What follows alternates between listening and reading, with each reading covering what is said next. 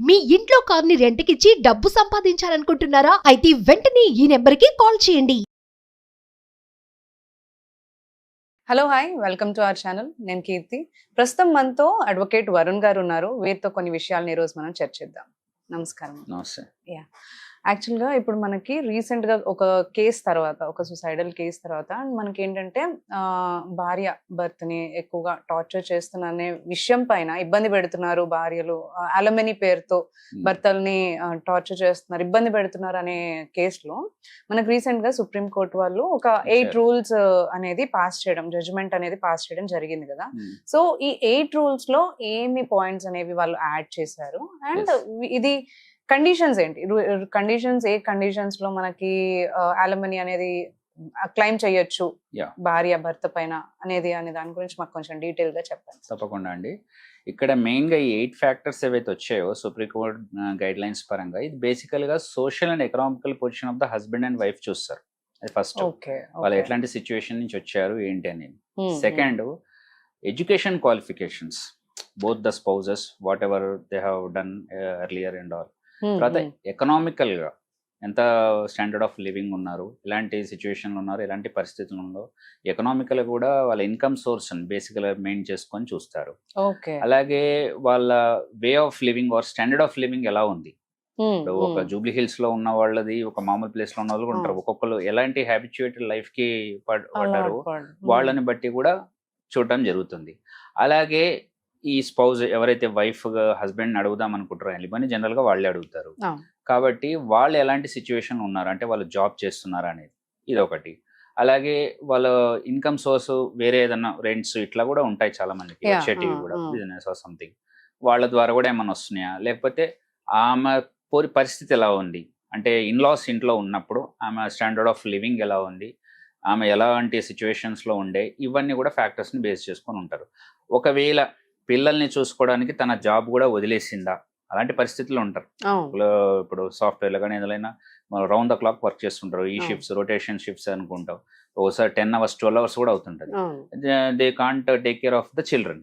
So ఇలాంటి సిచ్యువేషన్స్లో వాళ్ళు జాబ్ రిజైన్ చేయాల్సి వస్తుంది, లేకపోతే ఏదో పార్ట్ టైం జాబ్ ఏదో చేయాల్సి వస్తుంది. కానీ కంప్లీట్గా వదిలేస్తే అప్పుడు తను అండర్గోన్ అయిన పెయిన్ కొంచెం ఎక్కువనే ఉంటుంది. సో ఇలాంటి ఫ్యాక్టర్స్, వాళ్ళ ఎకనామికల్ స్టేటస్, వాళ్ళ ఎడ్యుకేషన్ క్వాలిఫికేషన్స్, వాళ్ళు స్టాండర్డ్ ఆఫ్ లివింగ్ ఎలా ఉంది, అలాగే సోషల్ స్టేటస్, వాళ్ళు ఎలాంటి పరిస్థితులు వచ్చారు, ఫ్యామిలీ కోసం చేసిన సాక్రిఫైజెస్ ఏమైనా ఉన్నాయా. మెయిన్ గా ఉమెన్ అడగడానికి ఎలిమని వాళ్ళే అడుగుతుంటారు. సో వాళ్ళు అడగడానికి వాళ్ళు చేసిన సాక్రిఫైస్ ఏంది, వాళ్ళు చేసిన వర్క్ ఏంది, అన్ని ఫ్యాక్టర్స్, ఈ 8 ఫ్యాక్టర్స్ ని కన్సిడర్ చేసి గైడ్ లైన్స్ ఇచ్చింది. దానిపైన ఎవరైతే ఎలిమోనీ కానీ మెయింటెనెన్స్ కానీ వేసుకుంటారో they have to go through. And ఈ 8 ఫ్యాక్టర్స్ ని మాత్రం ఉల్లంఘించడానికి లేదు. They have to touch wood, they have to see all the 8 factors whether ఆ బౌండరీలో వస్తుందా లేదా, లేకపోతే దే కాంట్ ఆస్క్, లేకపోతే ఇలా మనం అనుకున్నట్టు అన్ని హెరాస్మెంట్స్ ఇవన్నీ జరుగుతుంటాయి. ఎక్కువగా అంటే ఉమెన్ సేఫ్టీ మీద బేస్ చేసుకుని ఎక్కువగా మనకి అన్ని రూల్స్ అవన్నీ కూడా మనకి పాస్ చేయడం జరుగుతుంది. బట్ అది యూజ్ చేసుకొని చాలా మంది పర్పస్లీ అడ్వాంటేజ్ తీసుకుని ఉమెన్ ఆర్ టేకింగ్ లైక్ అలమనీ పేరుతో వాళ్ళు ఇబ్బంది పెట్టడము, టార్చర్ పెట్టడము చేస్తూ ఉన్నారు. సో అట్లాంటి కేసు మనకి రీసెంట్ గా జరిగింది కదా. సో దాని తర్వాతే మనకి రూల్స్ అనేవి పాస్ చేయడం జరిగింది. సో మీరేమంటారు, ఇప్పుడు మనకి మామూలుగా వాళ్ళ education, employment, income and conditions, వాళ్ళ స్టాండర్డ్ ఆఫ్ లివింగ్, అవన్నీ కండిషన్స్ చూసి ఇవి పాస్ చేయడం జరిగింది అంటారు. అంటే యాక్చువల్గా ఇప్పుడున్న మనకు స్లోగన్స్ చాలా చోట వినిపిస్తాయి, ఈక్వల్ ఆపర్చునిటీస్ ఈక్వల్ అని. ఇప్పుడు ఈక్వాలిటీ అనే పదం వచ్చినప్పుడు మెన్ కి ఎంత హక్కు ఉందో ఉమెన్ కి అంతే హక్కు ఉంది. Men are working, women are working.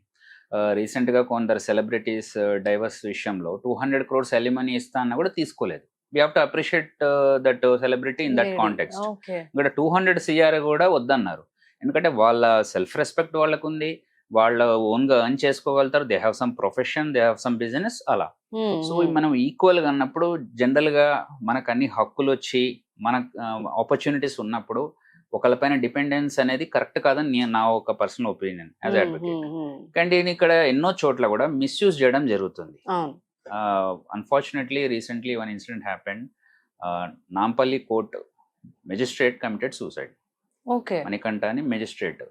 ఆయన ఒక మెజిస్ట్రేట్ స్థాయిలో ఉండి కూడా సూసైడ్ చేసుకున్నాడంటే ఆ స్పౌజ్ నుంచి ఎంత ప్రెజర్ వచ్చిందో వీ కెన్ అండర్స్టాండ్. సో చాలా మంది ప్రెజరైజ్ చేస్తున్నారు, మెయిన్ గా ఉమెన్ రైట్స్ అని ఇంకో ఎన్నో ఆస్పెక్ట్స్ లో ఉమెన్ కే ఎక్కువ ప్రిఫరెన్స్ ఇవ్వటం.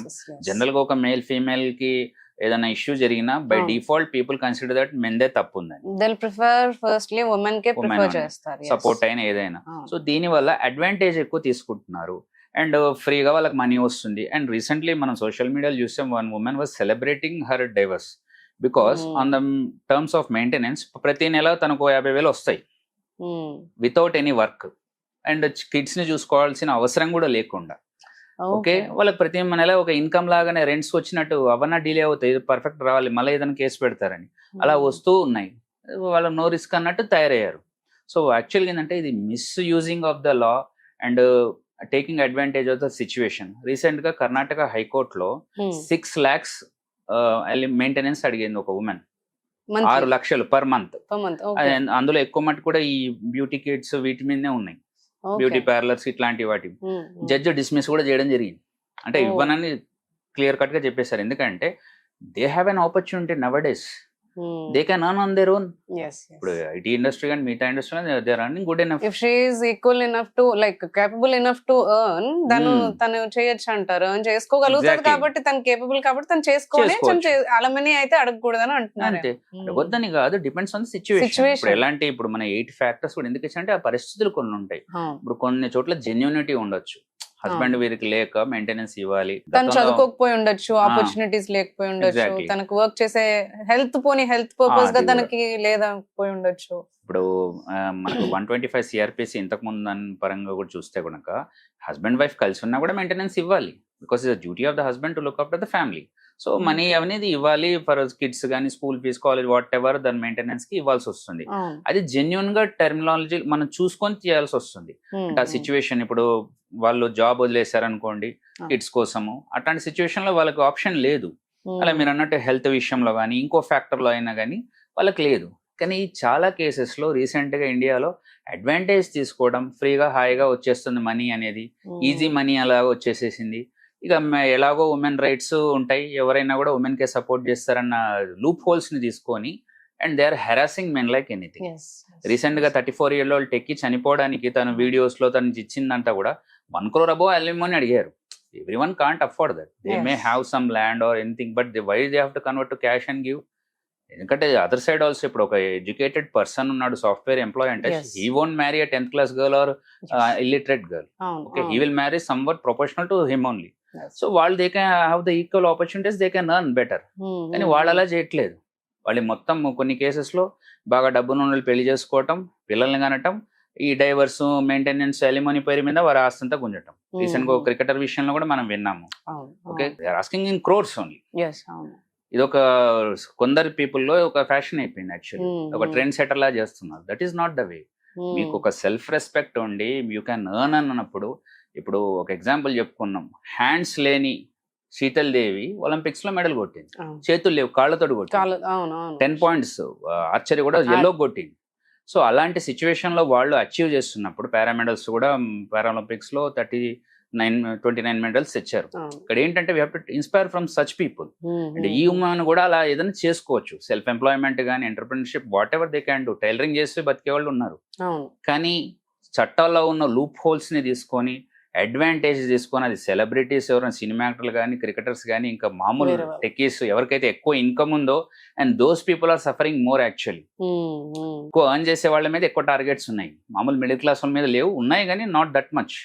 బట్ ఈ హెరాస్మెంట్ ఎందుకంటే వాడు ఇవ్వగలడు, కానీ వాళ్ళకి ఎందుకంటే ఎందుకు ఇవ్వాలి, అట్లా కొన్ని చోట్ల ఫాల్స్ అలిగేషన్స్ వేసి కూడా తీసుకుంటున్నారు. అవునవును, ఇది యూజ్ చేసుకుని ఫాల్స్ అలిగేషన్స్ వేసి అలా మెనీ ఫైల్ చేస్తాం. ఇప్పుడు చాలా కేసెస్ లో చూస్తుంటాం, హస్బెండ్ ఏదో స్లాప్ చేశాడు ఇంకోటి అని వస్తుంది. యాక్చువల్ గా వాళ్ళు ఇంటెన్షన్ లో చేయరు, వీళ్ళు ఎన్నో అంటేనే వాళ్ళు చేస్తారు.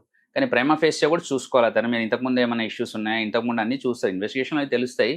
కానీ ఇక్కడ ఏంటంటే డొమెస్టిక్ వైలెన్స్ కొన్ని చోట్ల క్రియేషన్ కూడా ఉంది. They want more standard of living. నేను టేకప్ చేసిన ఒక కేసులో విలేజ్ నుంచి వచ్చారు, ఏదో ఎడ్యుకేషన్ చదివిపించేసే వరకు, సాఫ్ట్వేర్ ఇటు వచ్చే వరకు, రంగుల ప్రపంచం చూసిన తర్వాత వాళ్ళ కోరికలు కూడా పెరిగిపోయినాయి. అంటే they want more better life, standard of living. ఇంతకు మనం చెప్పుకున్నట్టు కూడా స్టాండర్డ్ ఆఫ్ లివింగ్ పెరిగిపోయి హస్బెండ్ మీద హెరాస్ చేయడం జరిగింది. యు ఎర్న్ మోర్ ఆ ప్రెషర్. అందరికీ రావు కదండి, everyone is not born rich or someone. అక్కడ ఈ ఇష్యూస్ వచ్చేసేసి ఇక మెయింటెనెన్స్ అని, అలిమోనీ అని కేసులు వేయడం జరిగింది.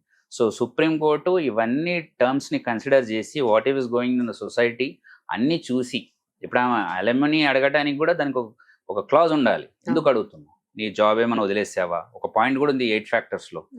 చిల్డ్రన్ చూసుకోవడానికి నువ్వు జాబ్ వదిలేసావా, లేకపోతే హస్బెండ్ చూసుకోవడానికి ఏమైనా సాక్రిఫైస్ చేసావా, లేకపోతే ఇంకేమైనా సర్వీస్ చేసావు, నీ స్టాండర్డ్ ఆఫ్ లివింగ్ ఏంటి. ఇప్పుడు స్టాండర్డ్ ఆఫ్ లివింగ్ అన్న పాయింట్ కూడా ఎందుకు వచ్చిందంటే, గతంలో వీళ్ళు చాలా మిడిల్ క్లాస్గానే ఉంటారు. ఒక మంచి ఫ్యామిలీలో బై లక్ పడితే కూడా వీళ్ళ స్టాండర్డ్ ఆఫ్ లివింగ్ సడన్ గా పెరిగిపోతుంది.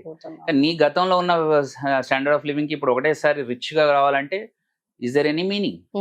అలాగే నీ ఎడ్యుకేషన్ క్వాలిఫికేషన్ ఉంటుంది, ఎంత నువ్వు డాక్టర్ చదివావా, లాయర్ అయ్యావా, ఇంకోటి అయ్యావా, ఇవన్నీ బేస్లు పెట్టుకొని వాళ్ళ సోషల్ స్టాండర్డ్ ఆఫ్ లివింగ్, వాళ్ళు ఇన్ని రోజు ఎలా బతికారు, ఇద్దరు ఇన్కమ్ ఎర్న్ చేస్తున్నారా, తనకు ఉందా, ఇవన్నీ చూసి చేయడం వల్ల ఖచ్చితంగా మంచి జరుగుతుందని ఆశిద్దాం. ఎందుకంటే ఇంతకుముందు ఇవి లేవు, ఇవి లేకపోవడం వల్ల చాలా మంది మిస్యూజ్ చేయడానికి దొరికింది. ఛాన్సెస్ అనేవి కొంచెం తగ్గించుకోవచ్చు. ఇప్పుడు మిస్యూజ్ కాకుండా జెన్యూనిటీ బేస్డ్ మీద వాళ్ళు ఫిల్టర్ చేసుకోవచ్చు. ఇప్పుడు మన జనరల్ వర్డ్స్ లో కూడా ఒక ఉమెన్ వర్కింగ్ ఉందండి, సొసైటీలో మనం కూడా చూస్తుండే అక్కడక్కడ కిడ్స్ తనే చూసుకుంటది, హస్బెండ్ చూసినా లేకపోయినా.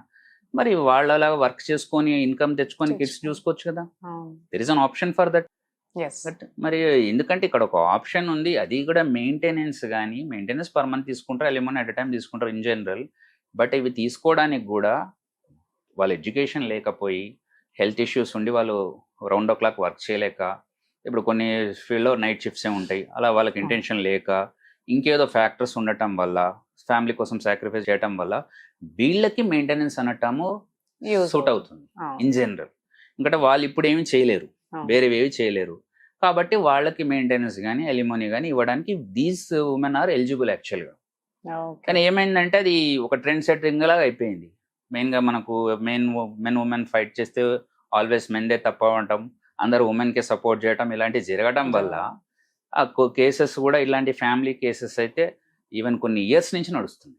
వీటికి ఏం ఫాస్ట్ ట్రాక్ కోర్టులే ఉండవు సడన్గా ఏదో చెప్పడానికి చేయడానికి, అది ఇయర్స్ టుగెదర్ నడుస్తూనే ఉన్నాయి. కొన్ని చోట్ల మెయింది కూడా తప్పు ఉంటుంది కాదు, కానీ ఈ మెయింటెనెన్స్ ఎలిమోనీ పేరు మీద అన్నెసెసరీగా కొందరు చావు కూడా కారణం. రీసెంట్ గా ఒక జడ్జి చనిపోవడం జరిగింది, అలాగే ఒక టెక్కీ చనిపోవడం జరిగింది. చాలా చోట్ల హెల్త్ ఇష్యూస్ అయ్యి హాస్పిటల్ అడ్మిట్ అయ్యి అక్కడ లాక్స్ ఆఫ్ మనీ స్పెండ్ చేస్తున్నారు. యాక్చువల్ గా స్పౌజ్ అనేవాళ్ళు, let it be husband or wife, they have to be supportive. సగం బరువు తగ్గాలి వాళ్ళు వచ్చినందుకు వీళ్ళకి, కానీ వాళ్ళ వల్ల బర్డెన్ అవుతుంది, అది బరువు కావట్లేదు. ఇంకా ఈ మెయింటెనెన్స్ పేరు మీద వాళ్ళు ట్రాజడీ ఇన్సిడెంట్లు జరుగుతున్నాయి. అండ్ రీసెంట్ గా మనం చూసిన 34 year టెక్కీ తన వీడియోస్ తీసి తను లైవ్ వచ్చి తను ఎన్నో చెప్పి మరి రాశాడు. అంత రాశాడంటే ఏంటి, మెంటల్ హెరాస్మెంట్ ఫీల్ అయి ఉంటాడు. అలాంటివి ఫర్దర్ గా లా అండ్ ఆర్డర్ విషయంలో జరగకుండా 8 factors హెల్ప్ అవుతాయని ఒక అడ్వకేట్ గా నేను కూడా భావిస్తున్నాను. Well explained, thank you.